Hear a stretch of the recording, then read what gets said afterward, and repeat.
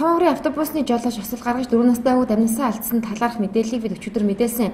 Сүхбаатар дүүргийн 16 дугаар Дамдаржигийн гүүрэн дээр автобус 3 компани биелэх вокзал чиглэлийн УБЧ 0358 улсын дугаартай том аврын автобусны жолооч эцсийн бодлоос явж байхдаа 4 настай хүүхдийг арын дугуйгаараа дайрч амь насанд нь хүрсэн байна.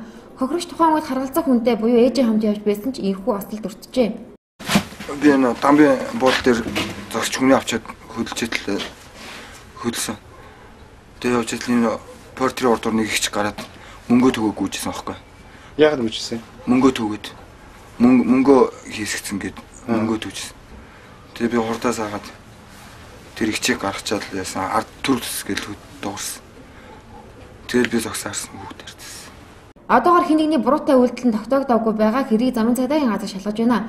Гэхдээ энэхүү осол эцэгчүүдийн анхаарал болгоомжгүй байдал том аврын автобусны жолооч нарын сахилга ёс зүй таарах байгаас үүдэлтэй гэдгийг замын цагдаагийнхан хэлж байна. Он гарсаар нийслэл болон хот хооронд зорчигч тээвэрлэж буй автомашинууд осол гаргасан тохиолдол хэдэд гарлаа. Тухайлбал Орон наймагаас Улаанбаатарын чиглэлд хүн тээвэрлэж явсан Стана маркийн 2180 D2 улсын дугаартай автомашин Цонжимолдын зам дээр анхолдож сууж авсан 5 хүн хүнд болон хөнгөн гэмтэж 2 настай хүүхэд нас орсон юм а. Нэг мэдсэн яг замаас гарч ирсэн. Тэгээд зөөрмөлөөд тэгээд сэрэг хаалт гэж хэлсэн. Согтоогондоо зүйл хэрэгсэн үү? Согтоогондоо юу шиг. Тийм. Нойрмог явуулсан үү? Харин нойрмог. Хэдэн ч нойрмог явуулсан? Хоёр. Видеоос контрол жасчих болсон.